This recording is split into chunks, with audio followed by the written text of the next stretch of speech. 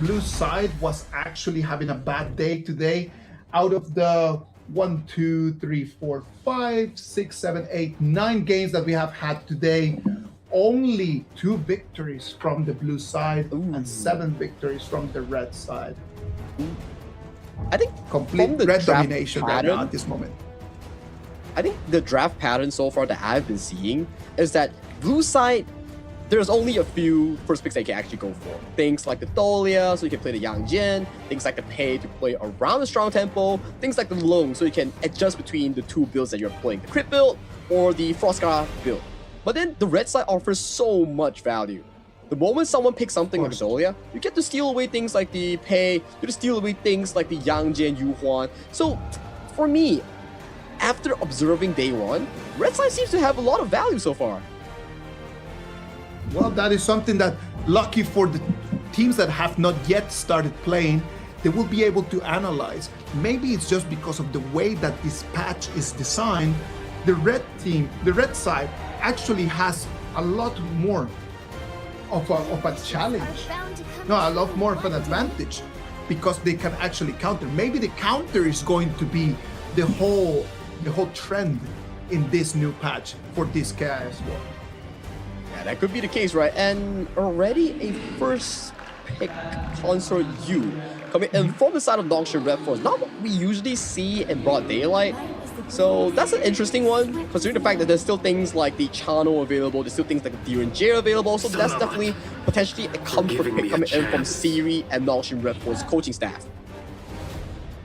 I did not even imagine that Consort U was going to show up in KIS4 in terms of how the patch works after the redesignings and everything for this patch. Consort U was clearly the stats are dropped a little bit, and there are other options over there for marksmen that are a lot more meta at this moment. So I did not actually expect Consort U coming in here. I have to fully agree with you. I was the one that's not expecting this as well, but based on NONGSHIM REDFORCE pick and bans thus far, it's looking pretty decent, I would say. You have the Consort U to negate the late game potential coming in from Lampong's early, to also man mark against Baal's Martial Monk, which is the Dharma engages here. So that's actually a pretty decent pick. All they need to do in this second phase is to ban away those strong mid lane mages here. Lady Zhen is one, and also another long range, potentially something like the Guardian Mo. So it allows the Woodland Ranger on the hands of Siri to be playing in a more comfortable zone. Let's see what's gonna happen in there. Like Consort U, it's not a bad hero. I don't want people at home just to think that I am just trying to just troll. It's just a matter of like understanding that different patches you need to have different options.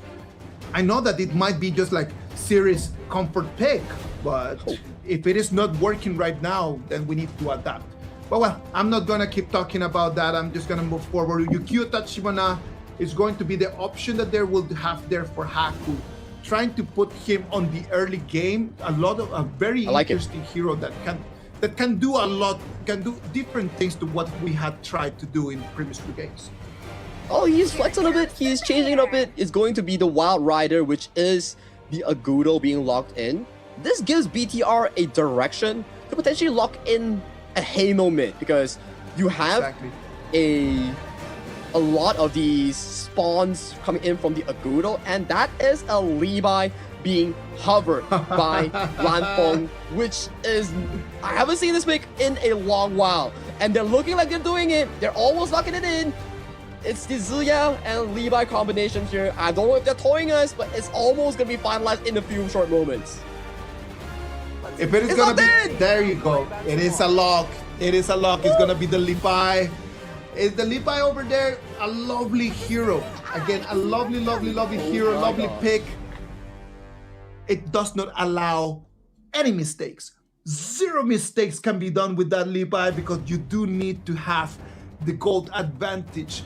Due to its mechanics, it is very mobile. It can give a lot of burst damage, but for that, you're gonna have to really have items, and you're really gonna need gold. If you are to die early in the game, that puts you in front of such a steep mountain to climb, though. And Isaac, this is potentially the first Levi that we have in pro play. I don't think I've ever seen a Levi in 2025 and 2026.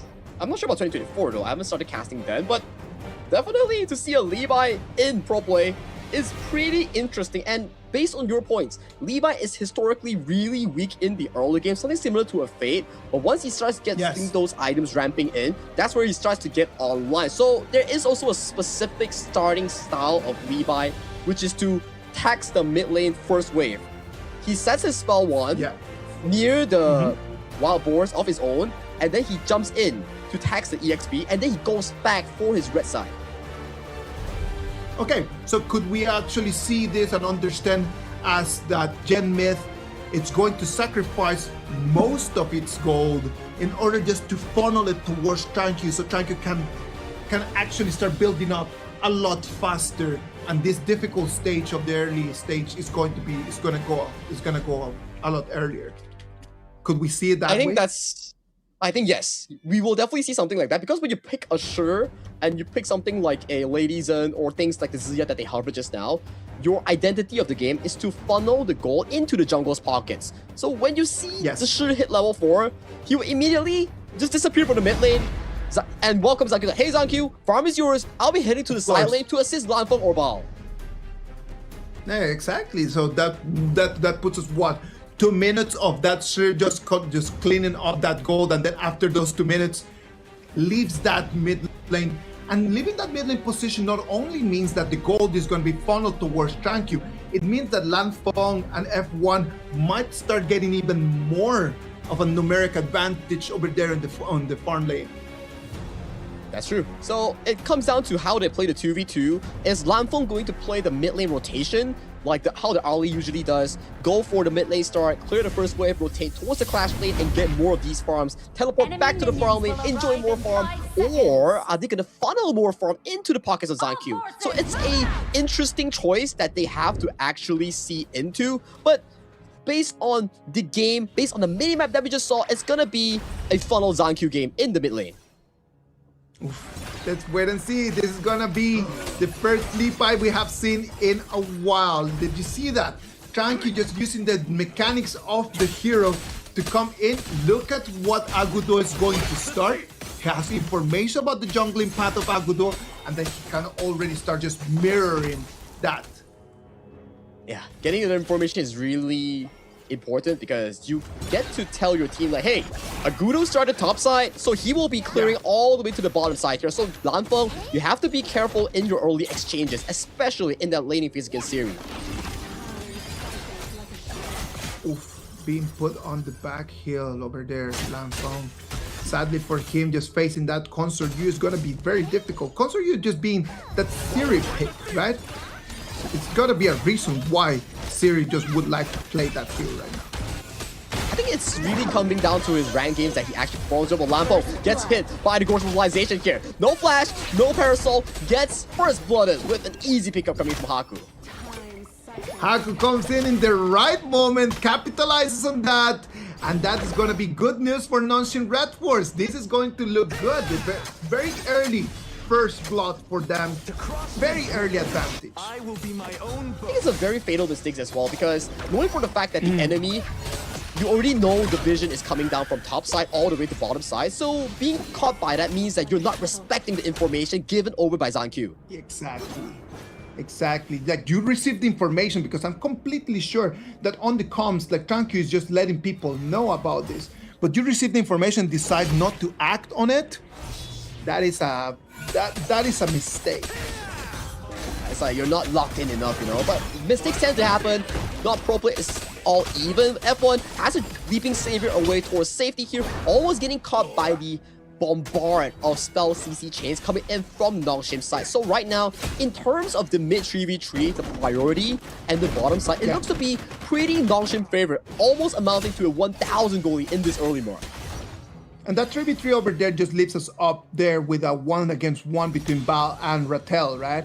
The Fatigue against the Dharma. When you put those two heroes in front of each other, who do you think has a bit of an advantage in terms of mechanics? In terms of mechanics, I would want to say the easy way of the easiness in terms of like the execution that we talk about, the level of mistakes that you can actually do. Actually, it's much more favored towards NONGSHIM REDFORCE. Team fights are easy, good pokes coming in from Silent Illusion and also Siri. ZanQ has gonna be a hard time to capitalize on Siri because Siri has a free physical immunity from that spell too. Exactly. So Siri can actually just sustain a lot in these matchups, right? Like in this matchup, just Siri on that console unit can sustain a lot. It's gonna depend a lot on Gen Myth coming in and trying to deal some of that magical damage. Yeah, and Gen Myth is historically playing a Sure, which doesn't really take that much gold. Unless you say that, okay, Gen Myth landing the perfect Silk Weave on towards the side of Siri, pulling him all the way into the arms of BTR, then that's going to be a good play. But realistically, is it going to be possible? That's going to be really hard. Exactly. It is going to be extremely difficult for them to be able to do and execute all this on pair. It's going to be really hard. And right now, with the 4-minute timer being unlocked for the side of both teams here, ZanQ potentially looking for a steal. Unbridled Outburst catches on towards the side of NONGSHIM REDFORCE, gets the smite angle for the side of ZanQ, but gets punished immediately. Unable to blink back off that spell 1. Losing 2, but winning the Tyrant. Is that what you want, BIGETRON by Vitality? BIGETRON by Vitality right now opening the doors for the NONGSHIM REDFORCE comeback. It's so tragic right now for BIGETRON by Vitality. They do not have any control over the map right now. And we've talked about the fact that ZanQ on that Lipai needed to have a little bit more favorable environment for him to develop. And if he does not have that, right now NONGSHIM REDFORCE is completely in control of the match. It's not looking good, I would say, because as a Levi, losing your Azure, losing your Crimson, losing your farming tempo sets you really back as a jungle assassin pick. You need to be always on form, always looking for farm. That's how you flourish as jungle assassin. But right now, 5 minutes into the game, 2,000, 3,000 gold lead for the side of NONGSHIM REDFORCE. Things are looking really difficult for BIGETRON by Vitality. Let's look at the gold difference right over there. The gold difference starts just showing up in very specific heroes, right? Like over there, Hardcore Repel goes in, gets the True Mantra on towards Siri here. Siri flashes away towards Safety here. So that's a kill negated coming in for the side of ZanQ. He gets the ultimate on towards Siri. The refresh is so real. Rambo also gets the isolation kill on here. Ratel going 1v4. Ham gets the first kill on towards Lampo as a trade. Everybody has to back up, but landing the Silky Influence on towards Ratel. That doesn't have the flash. Does Bao get the finalization? He doesn't. That's the ending goal. 4-2 in favor of BIGETRON. The reach was not enough. Right over there. Did you see how Ratel on that fatigue just stood on business, and as he was leaving back, wow, without the flash in there, it was unable to actually get that. ZanQ has to force the spell 1 to retrieve the super splash into the original position. He's pretty low. I don't think he can actually contest for this Azure Golem. No, come on, like he cannot actually go for that. He understands. He understands that these decisions in here would actually just be the end of the game. The game is not going really well. Look at that 2v1. 1v1 play with Bao coming in towards assistance here, getting that 2v1 kill. Yeah, pretty good kickoff here, and they immediately rotate towards that mid lane for a breath of fresh air. Right now, if you keep giving Lamphone kills, it's really beneficial in easing BTR stress. And you can see, they're moving across the map, they're going for a bit of a bait play. While this is all happening, look at topside. ZanQ is stealing the Crimson Golem for his own deal. He knows what to do. He knows exactly what he needs to do when he's playing that Lipai. He does not need to be participating in the fights right now. At this moment, he does not have a big advantage. Participating in the fights right now is going to put him in a very vulnerable position like this. Look at that. The Mantra finding onto Namu, but Namu gets a charge out to a safety here. A pretty tanky target, not enough DPS to actually take him down. But while all this is happening, ZanQ is having a free time, farming the top side, getting those minions here, getting those towers, recovering from that early loss. The Silk Imprint comes in.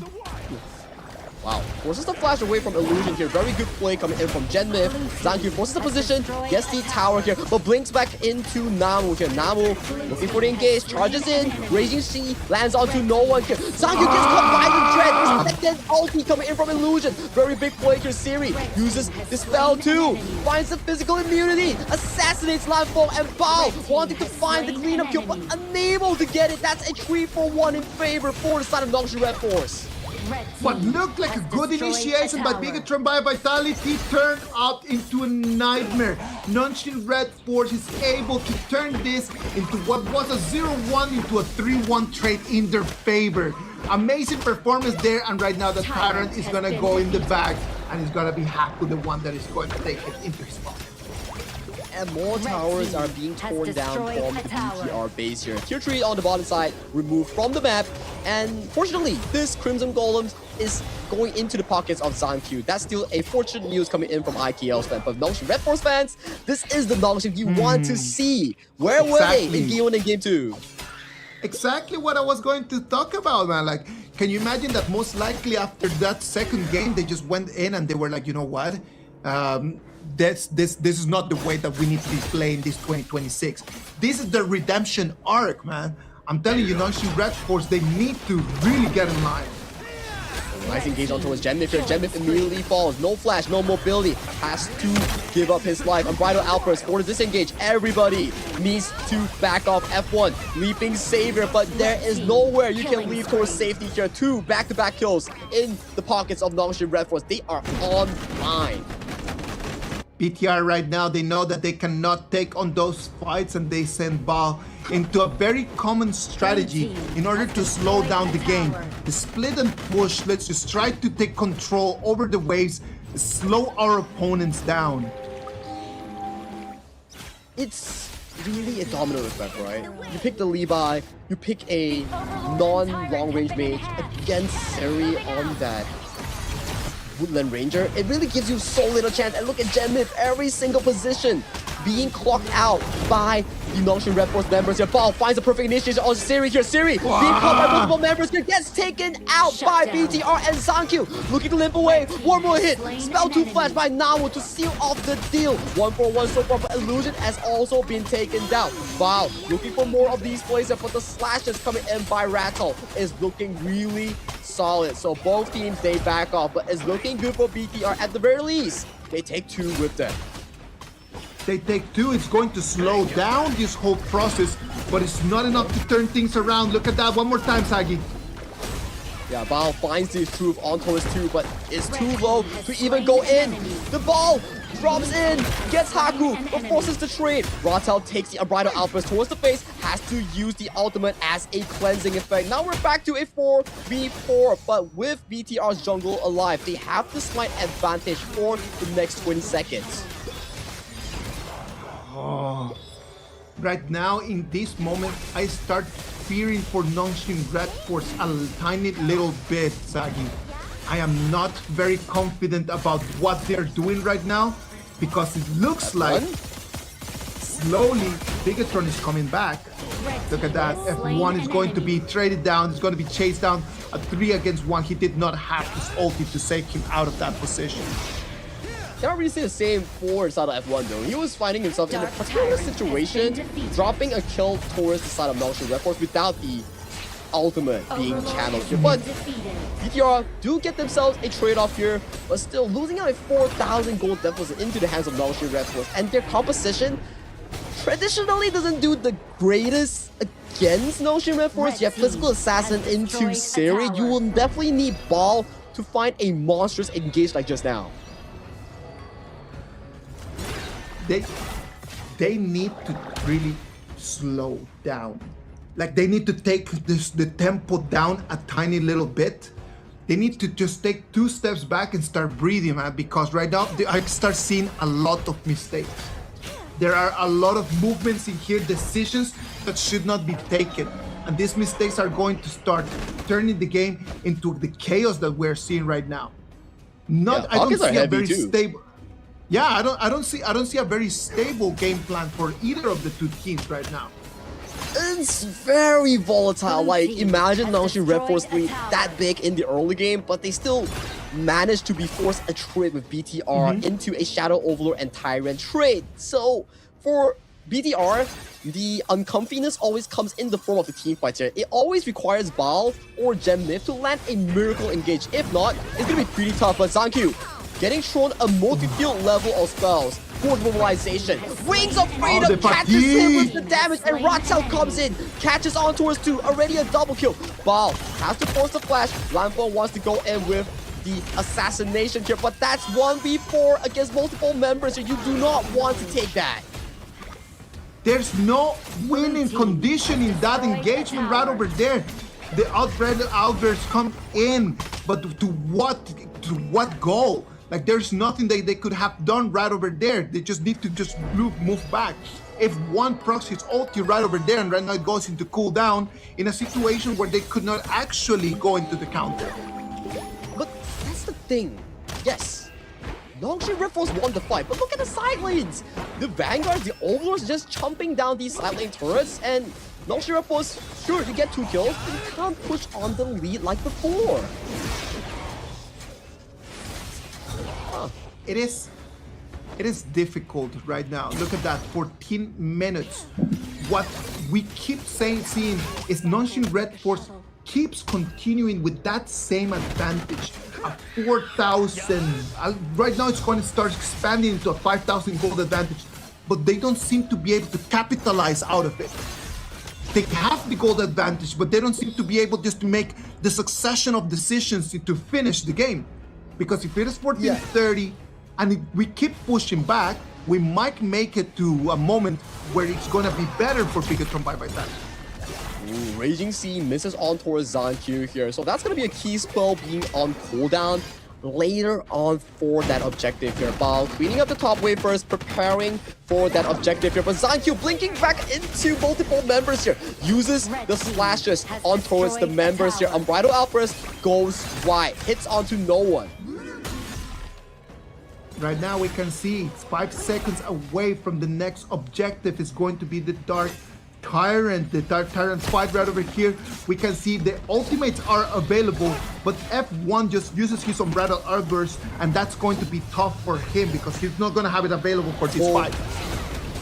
Oh, nice mantra on towards Illusion here. Illusion gets to press the Splendor at the final moment, flashes away towards safety here. But the first to fall will be Namu and also ZanQ here. Now it's a 4v4. Lanfeng going towards backline here, trying to get the assassination on towards Haku here. The Woodland Ranger has the spell to immunity to cut off any pursuit coming in from the side of BTR. 4v4 objectives being soloed by the side of Lanfeng in that Tyrant. BTR right now makes it a 2-1. They lose Illusion, they lose Namu-san, and right now Rotel is being on trouble. Oh, he almost got it! Filthy with the flash, gets away to the safety, 2% turning tide. It was just minimal pixel levels of HP right over there, and it's able to run away. Turning tides in there, you thought you got me, but you did not indeed. Wow, that's gonna be a painful one coming in for the side of NONGSHIM REDFORCE. Rotel, that's too aggressive. You don't need to do that. Not when you are winning by that much. What was a 5,000 gold advantage right now is narrowing into only 3,000. And if we keep going with this same trend, it is right now BIGETRON, the ones that they have the minion wave advantage, knocking on the doors of the high ground of NONGSHIM REDFORCE. All the lead that has been accumulated thus far coming in by the side of NONGSHIM REDFORCE, it's almost equal right now. 17 minutes, 2,000 gold lead. That's almost to nothing. Oh, ZanQ falls! ZanQ gone, just like that. It is just a very big problem right now for BIGETRON. ZanQ just cannot keep falling. It's already his 6th death of the match. Yeah, it's not looking good for ZanQ on that lead by here. So Lyricist Maybe it's a test and experiment pick coming in from BTR, but we see the positioning coming in for the side of BIGETRON Vitality, trading sides, half map for the side of NONGSHIM REDFORCE, securing that Overlord and also the top wave. So for the next 2 minutes, waves are going to be empowered coming in for the NONGSHIM lineup. 2 more minutes, that's going to be for NONGSHIM REDFORCE, and then after that we're going to have the Tempest Dragon over there. So can BIGETRON by Vitality force it to the 20 minutes mark right now? It is looking extremely difficult for them as the Vanguard starts spawning in. All 3 waves. ZanQ is coming to the bottom side, but look at the amount of people that's chasing him behind him. He's really got a target on his back, man. Like, there's nothing that he can do. And right now, the Illusions Garuda is gonna be the best option right over here. Look at that, he procs the ulti, and everyone needs to move back. Yeah, no spell 2 coming in from Siri here. That's gonna be on an 8-second cooldown in this 18-minute mark. So it really comes down to whoever finds the perfect engage. Nice slashes coming in by the side of ZanQ, getting a bit of poke on towards Haku here, but doesn't really do too much. The Flickering Fury as of this point here. Lampo, let's get a bit of poke. Right now, Vanguards are marching in towards the high ground. The Illusion one more time, he ulti. It's not enough. Right now, BTR is able to defend the 2 waves of Vanguards, and they're going to push us to the 20-minute Tempest Dragon. We're looking at the Tempest Dragon. I think this is our first one of the day here, Isaac. Our very first Tempest Dragon in TRS4 in 2026. Well, and when we think about this Tempest Dragon fight, I do believe that BTR might have an advantage over there due to their composition in terms of the mobility that they could have in order to try to steal the Tempest Dragon. So unless that NONGSHIM REDFORCE has a very good opening to try to initiate on that dragon, I don't think that they should go for it first. They should go to try to fight. Yes, you don't want to force a 50-50. ZanQ can come from multiple angles. There is also a Unbridled Outburst or Namu on that Raging Sea that could CC lock you from pressing Smite. So side lanes positioning is really important for both of these teams. Look at the minions marching in from top lane, marching in from bottom lane. Those have to be attended as. Ladies and gentlemen, welcome to the Tempest Dragon, the 20-minute mark, the game-ending mechanic of Honor of Kings. This is the longest game that we have had today in this day 1 of the KIS 4. Let's wait and see who is going to take this Tempest Dragon, because I can tell you, this Tempest Dragon is going to be the key to the victory. Levi is going to show in the mid lane. They know that they have advantage. The Tempest Dragon to 50% right now, Sagi. Waves are not looking too good for the side of BIGETRON by Vitality here. Mid wave, top wave, all piling in towards this turret here. And the mid tower, I think, almost falling as well.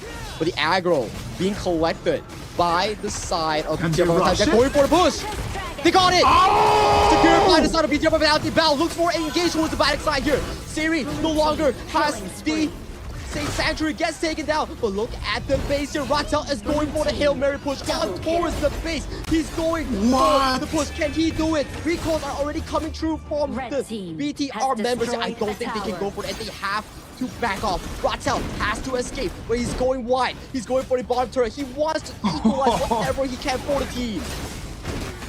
This is insane. Look at that. Rattel trying his very best. Can he take the 1v1 against Bao? Sets him against the wall. He's going to send him to the fountain. Look at that, Sagi. Illusion wants to clear the wave. Gets pulled by Jebib at the most important time. And with that base race, BIGETRON by Vitality seals the deal in the 20-minute game. BIGETRON by Vitality showing us that you don't need to have the advantage at the beginning, the middle of the game, as long as you have the advantage at the end. It does not matter if you cannot laugh at the start.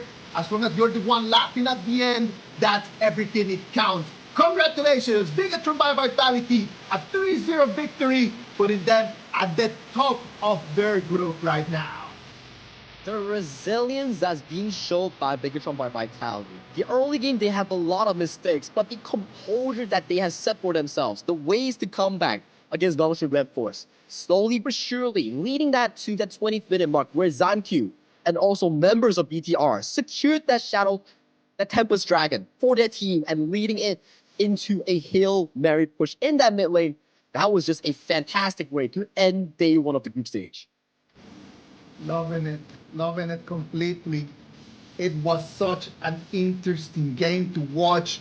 I loved watching BIGETRON by Vitality today in these 3 games. It was really good to watch them. It was very exciting to see this matchup. At the same time, NONGSHIM REDFORCE, I'm telling you, it's not all negatives. There is something in there. In every single game that NONGSHIM REDFORCE had today, they had some very interesting elements that they can really prioritize for the future. The problem is that having single elements that they can prioritize is not enough yet. It's not a complete failure, but it's something that they really need to go and think about. I think to analyze NONGSHIM REDFORCE gameplay, their pre-10 minutes is really good. Solid, I would say. Very good macro rotations. Very good in capitalizing all these small mistakes coming in that BTR actually provided. But the issue I think that they have to fix going on towards the entirety of the tournament, day 2, day 3 of the group stage, knockout stage, all until the grand finals, they need to fix their game plan after 10 minutes. I think that's the thing that's stopping NONGSHIM REDFORCE from evolving into the Ultimate Red. Well, they are the Ultimate Red, and the problem is that right now, in order to get into that position, they're still steps away. They're in the right direction, but they are not there yet. And that is important for them to really move forward. They need to decide how to take those steps, keep going in the direction that we're going. I do believe that they need to fix a little bit of their ban and pick. That's something that they still need to go and polish. But in order to prove that not all the time we are correct, look at Series Concert U. Look at the numbers coming in from Series Concert U. 6, 3, and 7. An amazing performance by Siri. I agree, and this goes to show that in terms of fundamentals at the pre-10 minute mark, they already have it in the bag. You can see ZhongQ with the KD of 3, 6, and 5, not the greatest of the KDAs after his back-to-back MVP performance in Game 1 and Game 2, which in this game itself, you can see why there is a re-roster for BTR. They want it not to be a ZhongQ only show. They want players like Bao, they want players like Lanfeng to capitalize on the advantage that ZhongQ is being forced down, so the side laners are more free to express themselves in these games. I love that you mentioned that point right over there, right? Like I was checking right over there on the comments from the people watching the game right now, and a lot of them just wanted to say like, this is exactly what ZhongQ needed. He needed other teammates that in the moment that he was not performing, they could actually be core. So a multiple core team is a better team than just having a really strong ZhongQ composition. So look at this. This is exactly what we're talking about. They do not have a gold advantage any moment in the game. Not even when the game finished, they had a gold advantage. Look at that. It's 21 minutes of trailing, not having items, not having vision, not having gold, but still like that. Did you see the amount of damage that Lanfeng was dealing? Incredible. Incredible indeed. And throughout the entirety of the game, we have to give props to Bao, their Clash laner here. Without his big moments, those backline flanks against the members of NONGSHIM REDFORCE, this could have been an easy game for NONGSHIM to close it off. Exactly. It could have been actually really simple, but the way that Bao played over there just kept the flame of hope on and alive for BIGETRON by Vitality. It was really difficult just to see how their main core player was just keep falling again and again and again. The KDA from ZhongQ in this match was horrible. It was one of the ugliest KDAs that I've seen him in a while. But well, it was the risk that he needed to take on such a risky pick like Li Bai. We talked about Li Bai being a risky pick, and it was a gamble. It did not pay for him, but lucky for him, he had Lanfeng over here to really take him out of jail. Look at the way that his data is showing right over there, man. 145,000 damage, almost 30,000 over his opponent's Siri. High GPM, good total kills, minimum deaths throughout a chaotic game. He was really doing very well. And the hidden player that we undermined his efforts as well was F1. countless Yes. beautiful unbridled outbursts, using his tanky body to block those majestic Guardian ultimates, the Wings of Judgment coming in from the Garuda. He's always doing such a solid job for his team. But the MVP title of this final game goes over to Lan Feng. Consistent performance, Yes. that's why he's prized as one of the great marksmen in IKL. We talked about that Parasola just falling off a little bit from the ranks of the marksmen and the tiers, right? But today, all of the teams have chosen it. All of the teams are still using it. So us that we analyze the meta and we analyze the patches and try to come up with the meta, we have been proven wrong. The Parasola is still one of the top heroes in there. It's really, like we mentioned, one of the picks that are very player specific. If you cannot play it well, it doesn't provide much value. But Lan Feng really showed us when early Parasola is on the correct hands, it really goes crazy. Look at the review of the whole game. It was all for NONGSHIM REDFORCE. It was all for that. What scared me a lot is the fact that they had a 5,000 gold advantage very early in the game and they were unable to finish the game. That is the problem. You cannot only have the gold and the item advantage, you need to make moves about it. You need to capitalize from it. You cannot just force the game to a 22-minute mark. Look at this one. This one was so close coming from Ratel, but Genmin just jukes in with that flash. And this was the final moment where ZanQ secures the Tempest Dragon. And check out, wow, setting up both Siri and also Illusion. And there is a critical error coming in from Siri here. He sold his Sea Sanctuary too early and changed it to Too a early. Destiny. But the Sea Sanctuary didn't even proc. It's just the split-second decision, Sagi. It is one of those things that you would want to be able to see and predict. It's just in that specific moment you thought that you saw something. The amount of information that goes in there